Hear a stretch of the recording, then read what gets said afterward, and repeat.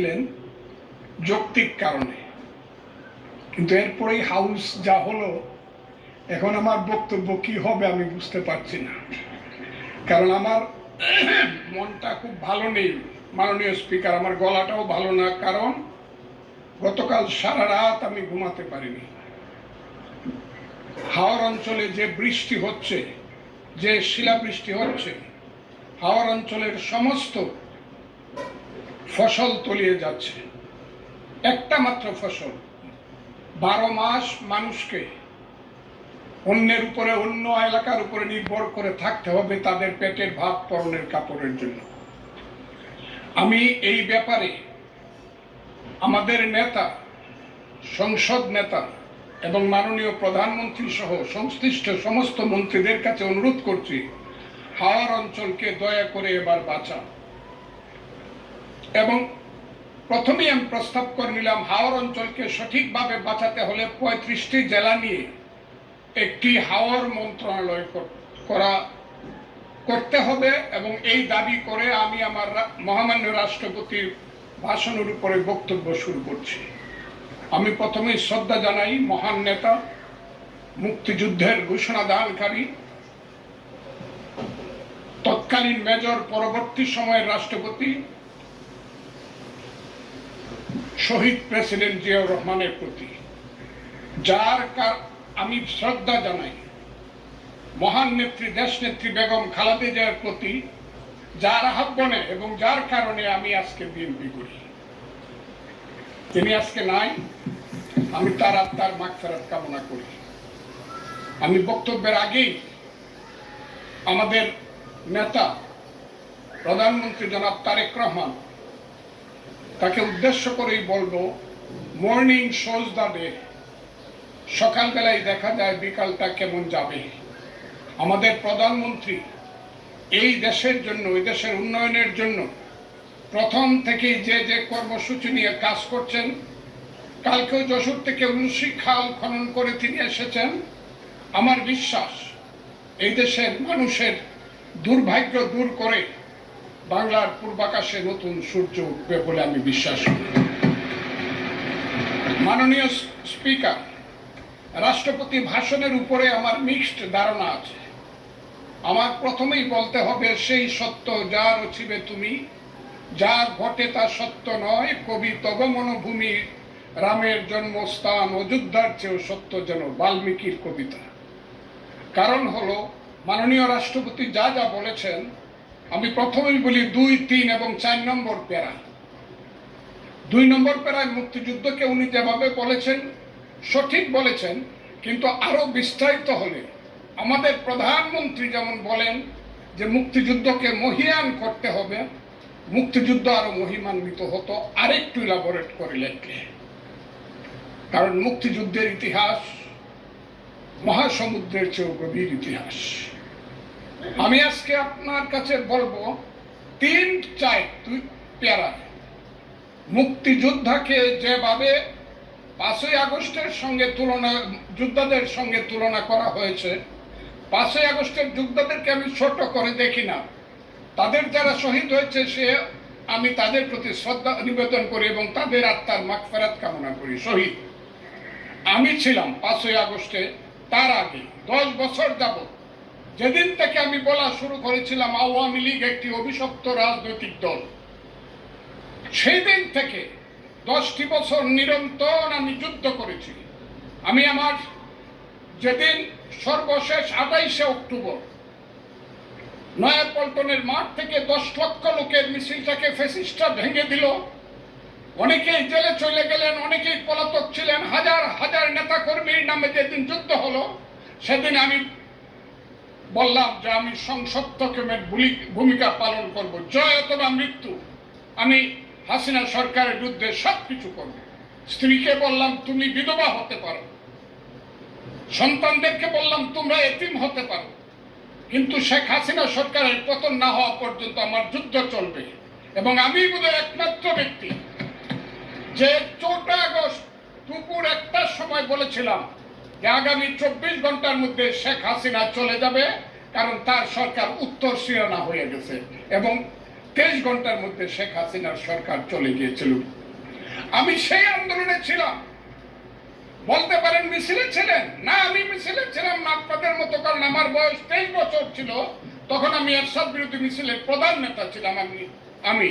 কিন্তু এখন আমার বয়স 77 বছর। আমার ছেলে ব্যারিস্টার 5 বছর আগে, আমার ছেলে ইঞ্জিনিয়ার 10 বছর আগে। তারা 5 দিন পর্যন্ত বাসায় আসেনি, তারা মিছিলে গিয়েছিল, তারা কেউ বাসায় আসেনি। কাছে আগস্ট মাসকে আমিও খুব ছোট করে দেখি না, তবে কোনো কারণে আগস্ট কোনো বিপ্লব নয়, আগস্ট হলো গণ অভ্যুত্থান। সেই গণ অভ্যুত্থানকে যারা মুক্তিযুদ্ধ এবং মুক্তিযোদ্ধার সঙ্গে তুলনা করতে চায়, জুলাই যুদ্ধ এবং মুক্তিযুদ্ধ, তাদেরকে আমি বলবো, সবাইকে আমি বলবো, এই কথাটা বলাই অন্যায়। কারণ মুক্তিযুদ্ধ প্রশান্ত মহাসাগরের সঙ্গে ডুবার তুলনা করা যেমন, হিমালয় পর্বতের সঙ্গে টিলার তুলনা করা যেমন, মুক্তিযুদ্ধের সঙ্গে 5ই আগস্টের তুলনা করা ঠিক তেমনি। আমি আজকে খুব পরিষ্কার ভাবে বলতে চাই, মুক্তিযুদ্ধ এবং স্বাধীনতা সংগ্রাম একদিনে বাঙালি জাতি হয় নাই। ওই কালকে আমাদের ভাই, আমার এক ভাই ব্যারিস্টার নৌসাদ জমির পাল বংশের কথা বলেছিল, যে পাল বংশ আজ থেকে প্রায় 1000 বছর আগে, 2000 বছর, 1000 বছর আগে বগুড়ার মহাস্থানগড় পুণ্ড্রবর্ধনের রাজধানী স্থাপন করে বাঙালির যে শাসন শুরু করেছিল, তারপরে সেন শাসন থেকে ধরে সর্বশেষ মুঘল শাসনের পরে যখন 1757 সনে মির্জাফরের বিশ্বাসঘাতকতায় সিরাজউদ্দৌলার পতন হয়েছিল, নীল সাহেবদের অত্যাচারে যখন মানুষ জর্জরিত হয়েছিল, 1770 সন যাকে বলা হয় 74-এর মন্বন্তর, সেই সময়ে যখন বাংলার 1/3 লোক না খেয়ে মরেছিল, নীল সাহেবদের অত্যাচারে যখন বাংলার মায়েরা কেঁদে কেঁদে ছড়া বলতো, ছেলে ঘুমালো, পাড়ে জুড়ালো, বর্গিয়ে এলো দেশে, বুলবুলিতে ধান খেয়েছে, খাজনা দিব কিসে, ধান ফুরালো, পান ফুরালো, খাজনার উপায় কি,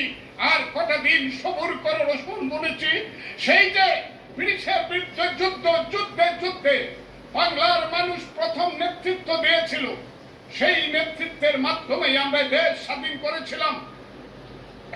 আমি আজকে আপনাদেরকে বলি, 2005 সন থেকে ধরে 8 সনে ক্ষুদিরামের ফাঁসি, যে ফাঁসিতে গান হয় বাংলায় আজও একবার বিদায় দেমা ঘুরে আসি, সেই প্রফুল্ল চাকির ফাঁসি, এই যে যুদ্ধ, তারপরে চিত্তরঞ্জন দাস, এরপরে 190 বছর পরে একজন বাঙালি মুসলমানের সন্তান, বাড়ি তার বরিশাল, সিরাজউদ্দৌলার পরে প্রথম বাংলার সিংহাসনে বসল।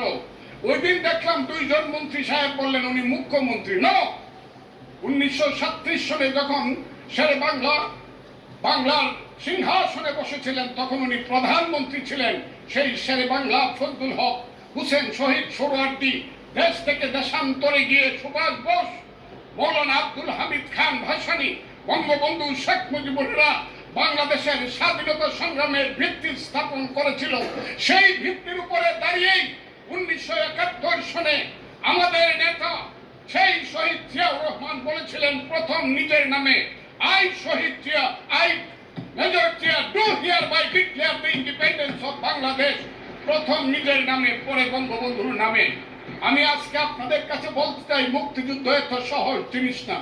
আপনি যে এখানে বসে আছেন, আপনি যে সালটি করে যুদ্ধ করেছিলেন, 4 দিন কত লোক মারা গিয়েছে, কত সন্তান শহীদ হয়েছে, একটা বন্দুকের আওয়াজ, একটা কামানের আওয়াজ সিলেটে হয়েছে, আর আমি ময়মনসিংহে বসে সেই আওয়াজটি শুনেছি।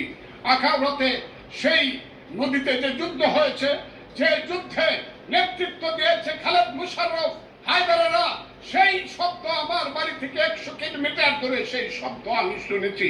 ওই যে ধামুয়া কামালপুরে কর্নেল তাহেরা যুদ্ধ করেছে, সেই যুদ্ধের সংবাদ শব্দ আমি কিশোরগঞ্জ থেকে শুনেছি। 11টা সেক্টর ছিল, 1 নম্বর সেক্টর কমান্ডার জিয়াউর রহমান, 2 নম্বর খালেদ মুশাররফ। জিয়াউর রহমান যখন ব্রিগেড কমান্ডার হলেন, তখন কমান্ডার হলেন সেইখানে। ওই ফেনীর যুদ্ধ, জাফর ইমামদের আজকে যাই করুক তারা, বিলোনিয়ার যুদ্ধ তো আমরা ভুলবো না। 2 নম্বর সেক্টর কমান্ডার খালেদ মুশাররফ হায়দার, 3 নম্বর সেক্টর কমান্ডার শফিউল্লাহ, 4 নম্বর সিয়ার দত্ত, 5 নম্বর মীর শওকত আলী, 6 নম্বর MK বাশার, 7 নম্বর কাজী নুরুজ্জামান, 8 নম্বর MA মঞ্জুর, 9 নম্বর MA জলিল, এবং সর্বশেষ 11 নম্বর হইল কর্নেল তাহের। যার পা চলে গিয়েছিল। সেই যুদ্ধ, যে যুদ্ধে সারা পৃথিবী জড়িত ছিল, যে যুদ্ধে ইন্ডিয়া 3রা ডিসেম্বর 1971 সালে আমাদেরকে সহযোগী করার জন্য অংশগ্রহণ করেছিল এবং তার হাজার হাজার সৈন্য এই মাটিতে রক্ত দিয়ে গেছে, এবং যে ইন্ডিয়া আমাদের দেশের স্বাধীনতার জন্য বঙ্গোপসাগরে যে 7ম নৌবহর এসেছিল, আমেরিকা বিশ্বযুদ্ধের রিস্ক নিয়েছিল, আমাদের জন্য সোভিয়েত ইউনিয়নের মতো তিনটা ভেটো দিয়েছিল, তা না হলে আমাদের দেশ স্বাধীন হতো কিনা সন্দেহ ছিল। সেই মুক্তিযুদ্ধের সঙ্গে যখন 1 মাসের গণ আন্দোলনকে তুলনা করা হয়, তখন মুক্তিযুদ্ধকে ছোট করা হয়। আমি মনে মনে ভাবি হয়তোবা আমি মরে গেলেই ভালো হতো। আমি আজকে আপনাদের কাছে প্রশ্ন রাখতে চাই, 5ই আগস্টের পরে কি হলো? আমাকে একটু 5ই আগস্টের পরে কি হলো আপনারা জানেন।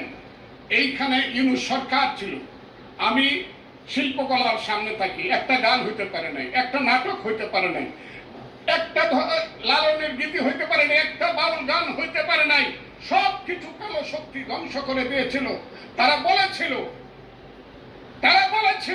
কোন মুক্তিযুদ্ধ হয় নাই, 47-এর যুদ্ধ হয়েছে, 48-এর যুদ্ধ হয়েছে, আর 71-এ গন্ডগোল হয়েছে। সেই দিন মুক্তিযোদ্ধা হিসাবে আমি বলেছিলাম, আমি বলতে পারবো কিনা কথাটা আপনি, এই আলবদর রাজাকারের বাচ্চারা, এখনো কিন্তু ফজলুর রহমানদের মতো মুক্তিযোদ্ধারা জীবিত আছে। দেশে মুক্তিযুদ্ধ হয়েছে, মুক্তিযুদ্ধ সত্য, 30 লক্ষ লোক জীবন দিয়েছে, এটাও সত্য। এই যুদ্ধের মধ্য দিয়ে আমরা সেদিন তাদের সঙ্গে যুদ্ধ করেছি। আমার বাড়ির সামনে মব হয়েছে আমাকে হত্যা করার জন্য।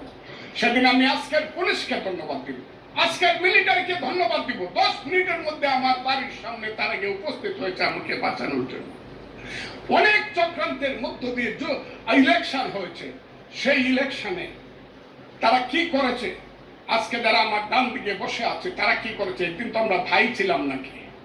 তারা যা করেছে সেটা কল্পনা করার মতো না। যত চক্রান্ত করেছে, সেই চক্রান্তের ভিতর দিয়ে যখন তারা প্রচার করতে শুরু করলো তারা বাংলায় 2/3 মেজরিটি পেয়ে তারা পাস করবে, আমি হতভাগা ফজলুর রহমান বলেছিলাম জামাত যদি মেজরিটি পায় তাহলে আমি 20 খাবো। এই কথাটা আমি বলেছিলাম, আমি 20 খাবো। হ্যাঁ, কথাটা সত্য, আমি বলে যাচ্ছি। এবং তারা কোনোদিন যুদ্ধে জয়লাভ করতে পারে না, রাজনৈতিক যুদ্ধে, কারণ তাদের পূর্বপুরুষ বাংলাদেশ চায় নাই। বাংলাদেশ যদি থাকে, এই বাংলায় শুধু বেলিচা মিলিয়ে আর 2 ফুল ফুটে না, এদেশের রক্ত গোলাপ, রক্ত জবা ফুটে। এদেশের জঙ্গলে শুধু কোকিল ডাকে না, এদেশের জঙ্গলে রয়্যাল বেঙ্গল টাইগারও থাকে। যতদিন রয়্যাল বেঙ্গল টাইগার থাকবে, মুক্তিযোদ্ধা জিতবে, রাজাকার কোনোদিন এদেশে জয়লাভ করতে পারবে না। আমি চ্যালেঞ্জ করে বলে গেলাম। আমি আজকে আপনাদের সামনে আরো কিছু বলতাম, কিন্তু আমি টাইমটা দেখতে চাই, আরেকটা কথা বলতে চাই। আমি